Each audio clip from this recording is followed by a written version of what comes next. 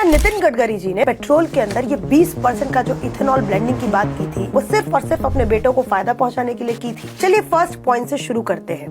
भारत ने 2030 में 20% इथेनॉल की ब्लेंडिंग का टारगेट रखा था कि पेट्रोल के अंदर 20% ब्लेंडिंग करके हम पूरे देश भर में बेचेंगे। इसका 2030 तक टारगेट था, लेकिन ये 2025 में ही यानी 5 साल पहले पूरा कर लिया गया।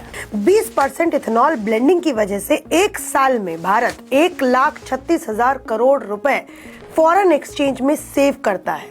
लेकिन जब ये पैसा सेव हुआ तो लोगों की जेब तक क्यों नहीं पहुंचा? कुछ एक्सपर्ट्स ये तक कहते हैं कि अगर इस इथेनॉल ब्लेंडिंग से लोगों का सच में फायदा कराया जाता तो पेट्रोल शायद 5 से 6 रुपए भी सस्ता हो सकता था। अब दूसरा इशू, लोगों को पता ही नहीं है कि वो अपनी गाड़ी में कौन सा पेट्रोल पंप से ले रहे हैं। क्योंकि जब मैंने अपनी टीम को भेजा कि जाइए पेट्रोल पंप पे पता करिए कि क्या लोगों को इस बात का अवेयरनेस है। नहीं सर, वो तो अभी तक पता नहीं है उसके बारे में। हैरानी की बात तो ये है, जो प्रीमियम पेट्रोल बोल करके XP95 पेट्रोल पंप पे बेचा जा रहा है उसमें भी ये बात सामने आई है कि 20% इथेनॉल उसमें भी मिलाया जा रहा है। अब तीसरा इशू, इस इथेनॉल की वजह से इतनी प्रॉब्लम क्यों हो रही है? बेटों की कंपनी को फायदा हुआ वो एक बात है, लेकिन दूसरी बात ये है कि बहुत सारे लोग ये कंप्लेन कर रहे हैं कि उनकी गाड़ी का परफॉर्मेंस खराब हो रहा है, उनका गाड़ी उतना माइलेज नहीं अब दे रहा है जितना वो पहले कभी दिया करता था।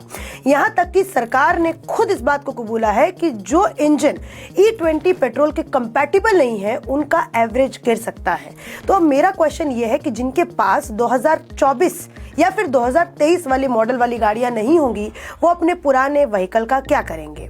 या तो सरकार को ऑप्शन देना चाहिए था पेट्रोल पंप के ऊपर ये बता करके कि आप या तो 20% ब्लेंडेड इथेनॉल वाला पेट्रोल भरवाएं, या फिर आप प्रीमियम पेट्रोल भरवाएं, या फिर आप नॉर्मल पेट्रोल भरवाएं जिसके अंदर E10 या E5 वाला पेट्रोल है। हैरानी की बात तो ये है कि नीति आयोग ने खुद रेकमेंड करके सरकार को कहा था कि आप इथेनॉल ब्लेंडिंग वाले पेट्रोल पे कुछ पैसा कम करिए, लेकिन सरकार ने उस रिकमेंडेशन को आप ये समझिए कि ठंडे बस्ते में डाल दिया। अब जो चौथा पॉइंट है वो ये है, 30 अगस्त 2024 में सियान कंपनी का जो शेयर मार्केट का प्राइस था वो था 121 रुपए, और अगर आज की बात करें 30 अगस्त 2025 का तो इस शेयर का भाव बढ़ के 736 पहुंच गया है। 500 ऐसी कंपनी है जो इथेनॉल बनाती है, लेकिन फिर भी टेंडर मिलता है सियान कंपनी को, और कंपनी को लगभग एक साल में 520% का रिटर्न मिलता है। मतलब आप ये समझिए, एक साल में कंपनी जो कभी 17 करोड़ कमाती थी आज वो कंपनी 500 करोड़ से भी ऊपर का टर्नओवर करने वाली कंपनी बन गई है।